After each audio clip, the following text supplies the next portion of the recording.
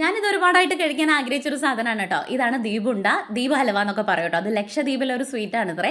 അപ്പോൾ നമുക്കൊരു കടയിൽ കയറിയപ്പോൾ കിട്ടിയതാണ്. അപ്പോൾ കിട്ടിയ പാടെ ഞാൻ 3-4 മേടിച്ചിട്ട് ഒന്നിന് 5 രൂപയേ ഉള്ളൂ. പക്ഷേ ഇതിൻ്റെ ഒരു കോട്ടിങ് കാണാൻ വേണ്ടിയിട്ട് അടിപൊളിയാണ് കേട്ടോ. വാഴയിലൊക്കെ നമ്മളിങ്ങനെ പൊതിഞ്ഞ് 2 ഭാഗത്ത് റബ്ബർ ബാൻഡൊക്കെ ഇട്ടിട്ട് അങ്ങനെ അകത്ത് വേറൊരു കോട്ടിങ്ങും കൂടെ വരുന്നുണ്ട് കേട്ടോ.